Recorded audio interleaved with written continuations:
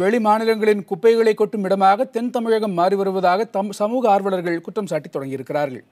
தூத்துக்குடி மாவட்டம் நெல்லை திருச்செந்தூர் பிரதான சாலை தூத்துக்குழி கிராமத்தில் மருத்துவ கழிவுகள் கொட்டப்பட்டு வருகின்றன.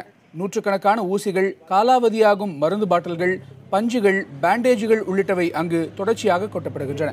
இதேபோல அடிக்கடி மருத்துவ கழிவுகள் கொட்டப்படுவதாகவும் அந்த பகுதி பொதுமக்கள் குறை கூறுகிறார்கள். மருத்துவ கழிவுகளால் ஏற்படும் பாதிப்புகள் குறித்து போதிய விழிப்புணர்வு அந்த கிராம மக்களுக்கு ஏற்படுத்தப்படவில்லை என்று சமூக ஆர்வலர்கள் வேதனை தெரிவிக்கிறார்கள்.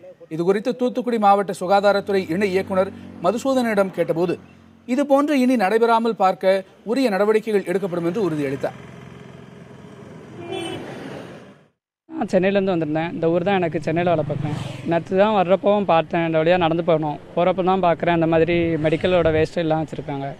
இதனால் என்ன ஆகும் என்னென்னு யாருக்கும் அதிகமாக தெரியல. யாரும் இன்ஃபார்மும் பண்ணல. இந்த மாதிரி கழிவுகள்லாம் கிடந்தால் எதுவும் நோய் வரும் அப்படி யாரும் ஒரு இன்ஃபர்மேஷன் கொடுத்தாவது ஊரில் உள்ளவங்களுக்கு தெரியும்.